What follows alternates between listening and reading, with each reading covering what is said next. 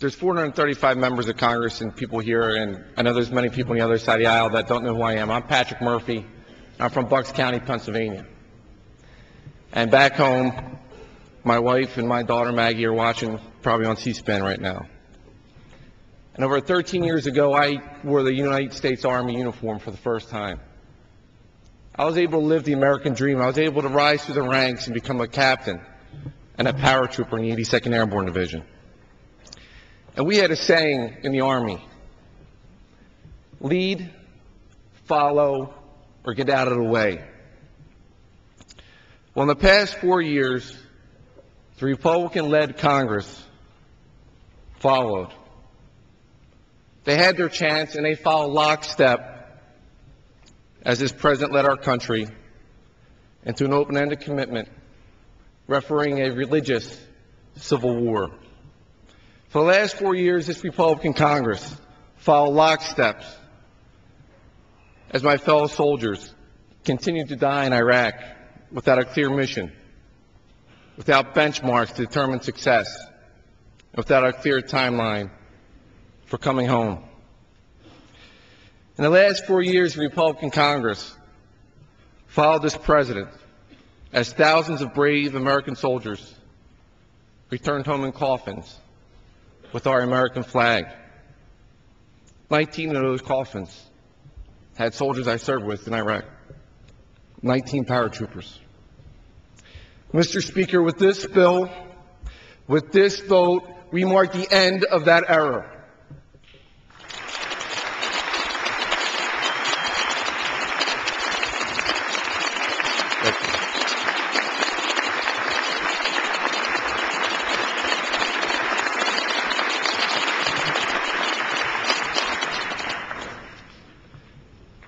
Many of the 49 new freshmen, both Democrats and Republicans, were elected a few months ago on the promise of new leadership. And that is what this bill does. It leads our way out of Iraq. It leads the way to rebuild our overextended army, and leads the way to win the war on terror.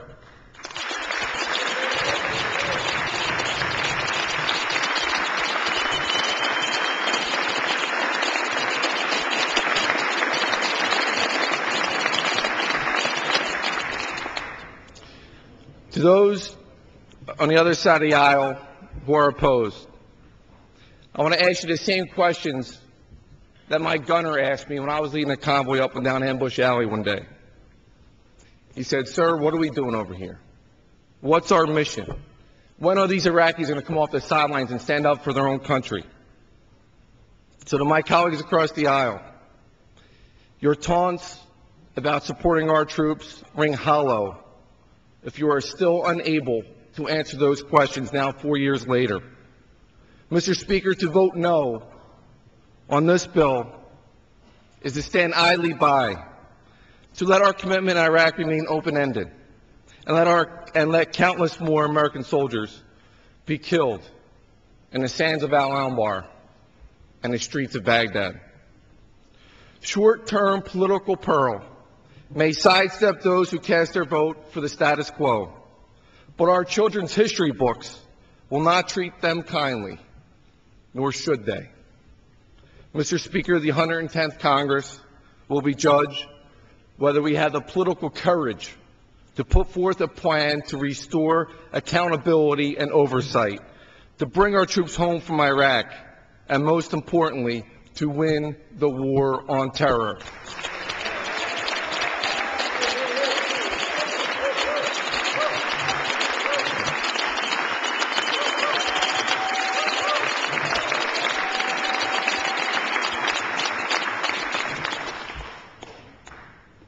This is our opportunity.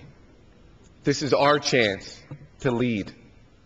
For too long, the American people have been craving leadership, craving accountability, and craving a new direction in Iraq. Let's give that to them today. Thank you very much.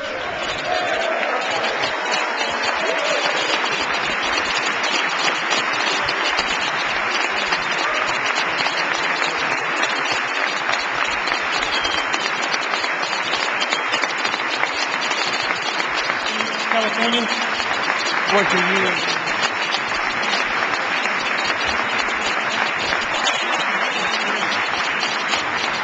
Gentleman from California.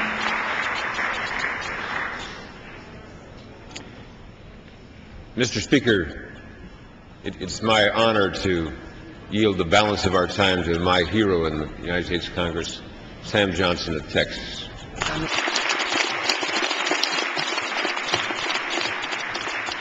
This bill gives piles of money to shrimpers, spinach farmers, and peanut storage.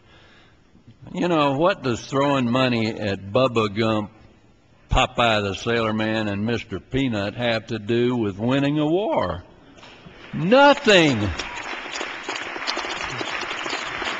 The special interest projects added to increase the likelihood of this bill passing, they're really an insult to the troops who want, need, and deserve our full support.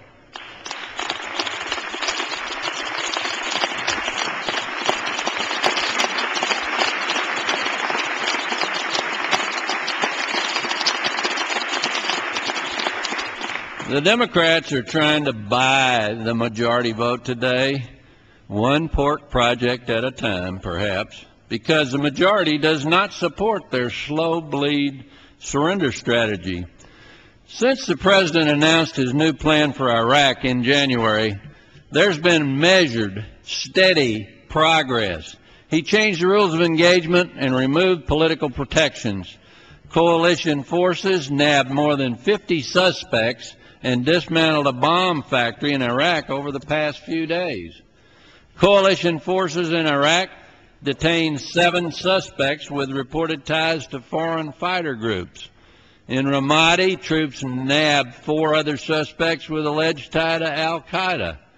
In Mosul, coalition forces captured a former paramilitary leader who allegedly is responsible for setting up al-Qaeda terrorist training camps in Iraq and Syria. During another operation, troops captured a suspected terrorist with alleged ties to al-Qaeda car bomb and assassination cells. We must seize this opportunity to move forward and not stifle future success and harm troop morale. More importantly, I want to know how many of you have ever asked your constituents, do you want to lose in Iraq?